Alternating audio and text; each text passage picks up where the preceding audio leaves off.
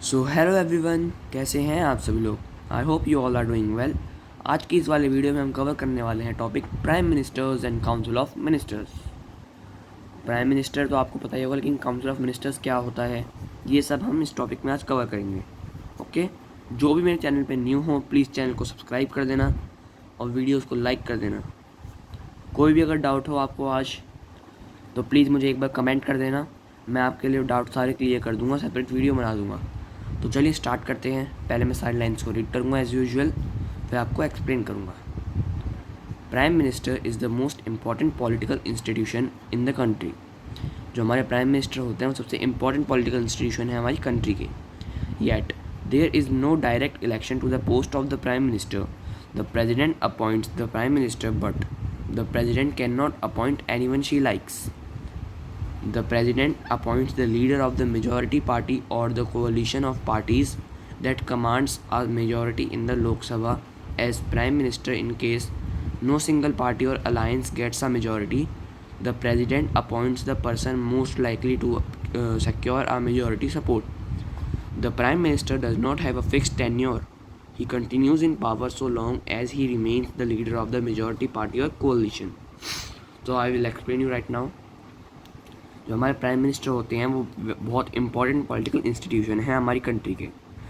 हालांकि जो prime minister के इलेक्शन जो होते हैं हमारी कंट्री में वो डायरेक्ट नहीं होते हैं, इनडायरेक्टली किए जाते हैं, लेकिन जो हमारी प्रेसिडेंट से भी ज़्यादा पावर प्राइम मिनिस्टर में होती है और इसको प्रेसिडेंट खुद अपॉइंट करते हैं।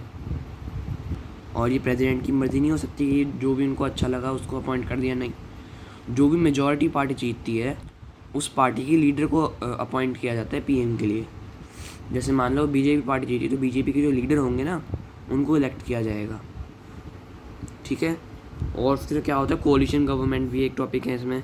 कोलिशन गवर्नमेंट क्या होता है, कोलिशन गवर्नमेंट जब भी जैसे फॉर एग्जांपल कोई जनता दल पार्टी या कोई और एक छोटी सी पार्टी है, दोनों मिला के दोनों ने आपस में गठबंधन कर लिया तो कोलिशन गवर्नमेंट बन गई। इससे क्या होता है, दो छोटी पार्टी मिलकर एक बड़ी पार्टी बन जाती है। तो इस वाली पैराग्राफ में इतना ही था, आगे रीड करते हैं एक बार और। After the appointment of Prime Minister, the President appoints other ministers on advice of Prime Minister. The ministers are usually from the party or the coalition that has majority in the Lok Sabha. The Prime Minister is free to choose ministers as long as they are members of Parliament. Sometimes a person who is not a member of Parliament can also become a minister, but such a person has to get elected to one of the houses of Parliament within 6 months of appointment as minister. हाँ जी, तो अब जैसे हमारे prime minister जी बन गए, appointment हो गया उनका, उसके बाद प्रेसिडेंट ही चूज़ करता है अदर मिनिस्टर्स को, जिनको हम काउंसिल मिनिस्टर्स भी बोलते हैं।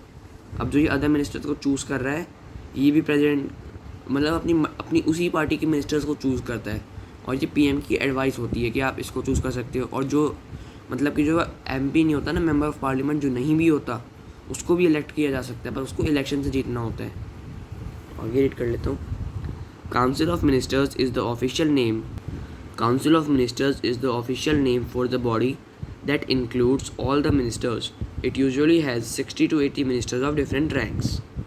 Cabinet ministers are usually top level leaders of ruling party or parties who are in charge of major ministers.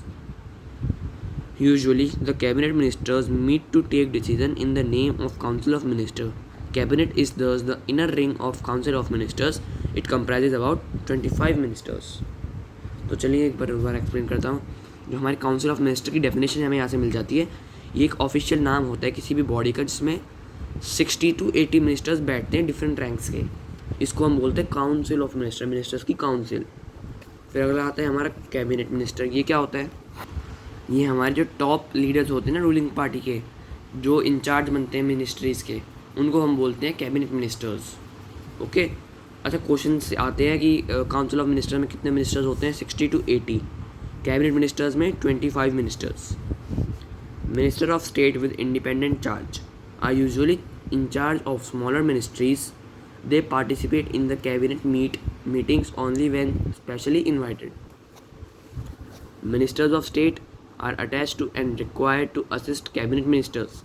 अब जो कैबिनेट मिनिस्टर हमने पढ़ा ऊपर, वो उनको कोई असिस्ट भी तो करने के लिए चाहिए, तो मिनिस्टर्स ऑफ स्टेट करते हैं वो काम। तो आगे एक बार रीड कर लेते हैं। Since it is not practical for all ministers to meet regular and discuss everything, है ना, ये तो आसान नहीं है कि हर रोज़ मिनिस्टर्स आए एक एक चीज़ को डिस्कस करें। The decisions are taken in cabinet meetings, that is why parliamentary democracy in most countries is often known as cabinet form of government. The cabinet work as a team, the ministers may have a different views and opinions, but everyone has to own up to every decision of the cabinet। अब ये तो हमें पता है कि रोज़ रोज़ तो हमारे ministers बैठ नहीं सकते हैं हमारे छोटे छोटे डिसीजन लेने के लिए, तो ये सब छोटे छोटे डिसीजन जो होते हैं हमारी कंट्री के, ये कैबिनेट मीटिंग्स में लिए जाते हैं, ठीक है। और इसलिए जो भी जितनी भी कंट्रीज हैं उसमें कैबिनेट फॉर्म ऑफ गवर्नमेंट भी होती है।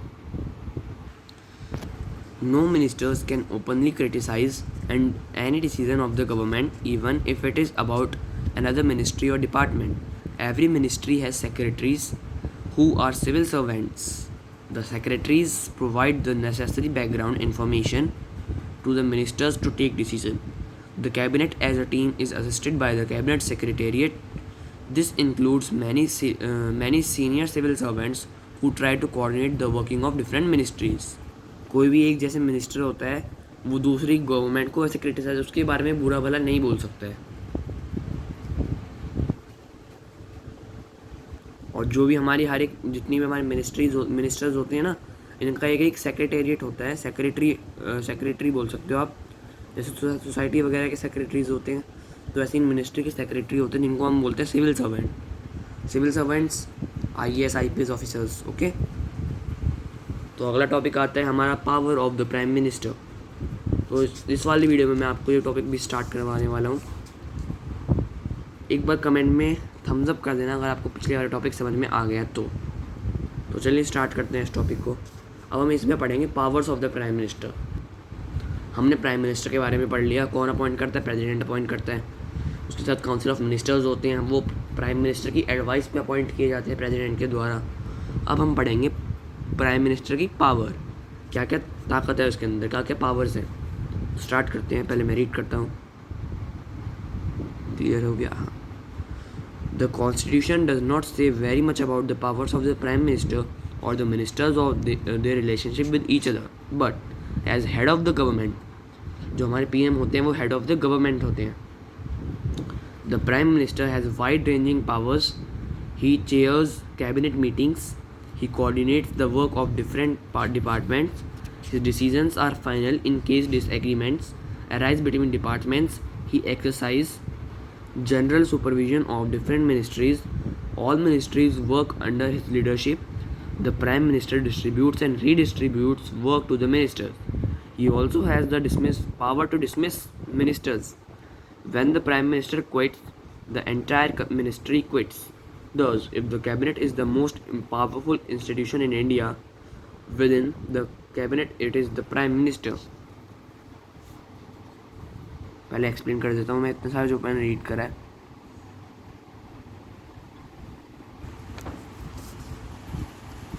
जो हमारा कॉन्स्टिट्यूशन है उसके बारे में प्राइम मिनिस्टर की पावर के बारे में इतना कुछ नहीं बताया हुआ है, पर हाँ हमें ये पता है कि जो हमारे प्राइम मिनिस्टर होते हैं वो हेड ऑफ द गवर्नमेंट होते हैं। जो गवर्नमेंट बनती है, हमारी रूलिंग पार्टी जो गवर्नमेंट बनती है, तो उसका हेड कौन होगा? प्राइम मिनिस्टर ही तो होगा, ये तो हमें पता है।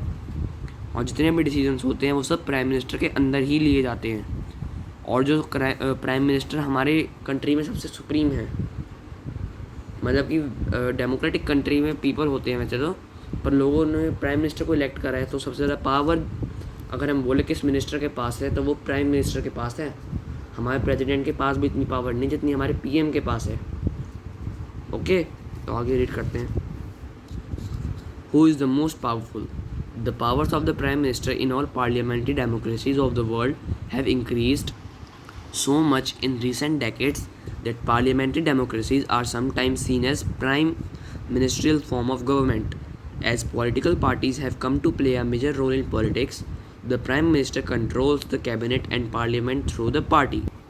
तो कुछ देशों में क्या होता है, जो PM को मानते हैं लोग उसको prime ministerial form of government बोलता है, कि जो हमारी गवर्नमेंट है वो प्राइम मिनिस्ट्रियल फॉर्म में है। प्राइम मिनिस्टर ही हमारी गवर्नमेंट, हमारे प्राइम मिनिस्टर ही सब कुछ है। मगर कुछ देश जैसे अमेरिका हो गया, उसमें प्रेसिडेंट को मानते हैं ना, तो इनके प्रेसिडेंशियल मिनिस्टर ऑफ गवर्नमेंट हम उनको कह सकते हैं।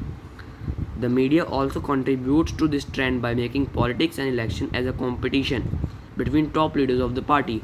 मीडिया में आपने देखा है वो जिस दिन इलेक्शन होते हैं, राहुल गांधी, एग्जांपल दे रहा हूँ मैं, राहुल गांधी जी हो गए, हमारे मोदी जी हो गए, उनके बीच में क्या कॉम्पिटिशन से करवाती हैं मीडिया। जैसे किसी ने भी इनको पैसे दे दिए तो उसके बारे में बोलने लग जाएंगे फिर, तो ये गलत है, ये नहीं होना चाहिए। In India too we have seen such a tendency towards the concentration of power to the hands of PM.